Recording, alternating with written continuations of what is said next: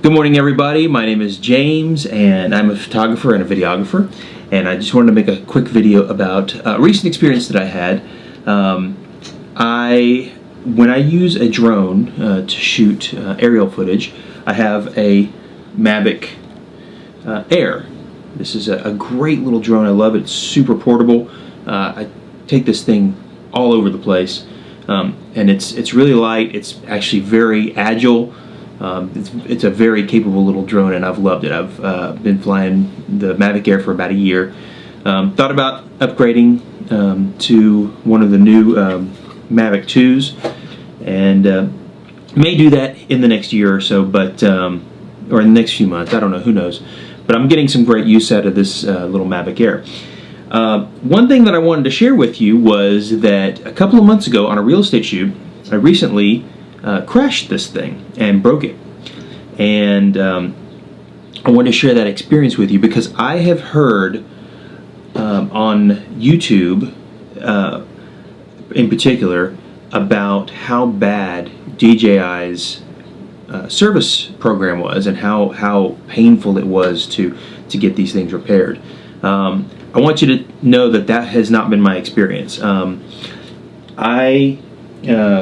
I said, I had a crash, and I'm going to show you the crash right now. So what I was doing was I was tracking sideways on a house, on the front of a house. There were some dogs out front, and I was tracking sideways across the front of this house like a giant slider move, and I thought I was in front of a telephone pole, and I guess I drifted backwards, or I wasn't in the right place. I wasn't standing right next to the drone. I was actually quite a distance away, so that's my fault. I should have been right next to the drone. I should have planned it better and scoped it out better. But it was really muddy that day, so I didn't want to. I would have had to have stood in this field to get that shot and to kind of scout it out. But I was tracking sideways across the front of this house, and I hit this telephone pole. It was a telephone pole, and it had an electrical box, and you can see from the footage that it hit, and then the drone flipped. And when it did, it hit the electrical box. Now on the Mavic Air, there are no side sensors. The sensors that are on the Air are right here in front. There are some here in the back, and then there are some on the bottom. There's no top sensors, and there are no side sensors. So if I'm flying sideways like this, completely blind unless something is in front or in back or below. Also, and that's typically, when I've run into trouble, I've been flying sideways, which I like to do. And also, there have been a couple of times when I have been rising and got a little too close to a tree or something like that I didn't know. And this is particularly when I was learning to fly, not necessarily so much anymore, but when I first got this thing and I was just experimenting around the house, there's not much of a window to the sky in my driveway or at my house. I live on a very shady lot, and so when I was trying to launch this thing, there were times when I got a little too close to some trees. Didn't crash it, just a little too close for comfort. But there's no sensor on the top of this thing.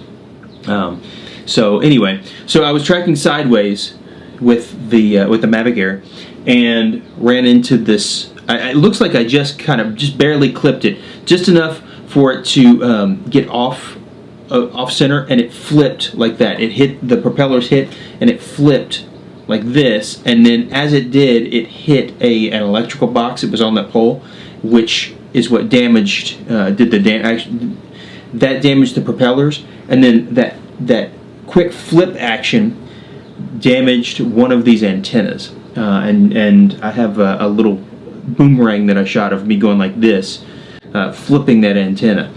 I was still able to fly the drone after the damage.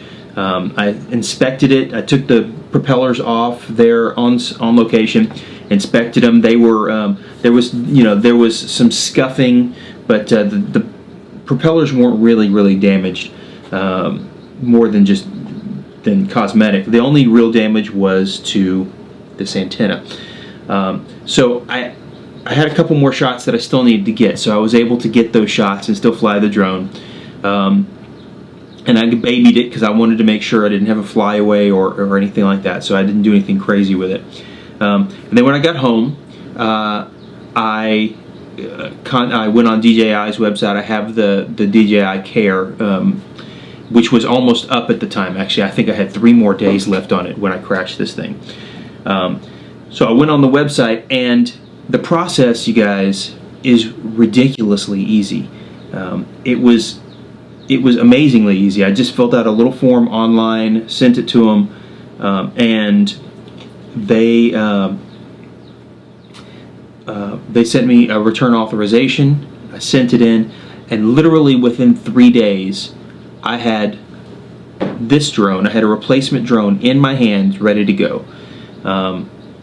I was expecting this thing to take weeks based on the things that I had heard and seen on YouTube about people's horrible experience with DJI service and support. But I have to tell you, it was great, and I renewed my my DJI Care immediately after that because of that. I had such a great experience. They actually have called a couple of times to make sure that everything was working well, I was satisfied, and that and that it was a positive experience. I'm not a special customer, you guys. This is the only drone I have, the only other DJI product that I've ever used. I don't even own. It was at my last job. We had an Osmo, so it's not like I'm like a big customer. This is my second video on my YouTube channel. I don't have a large following. I think there's 3 of you. Hi, everybody. But I did want to tell you that I did have a positive experience with that.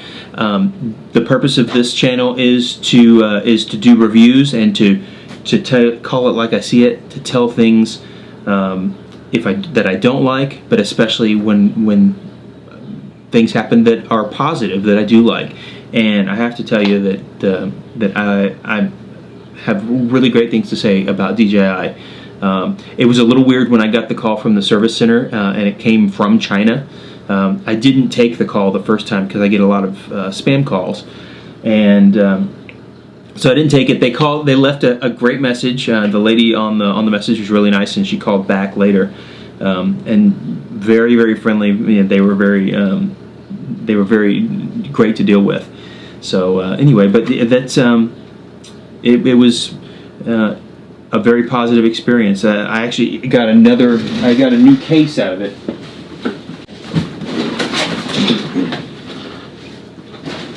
Where is it?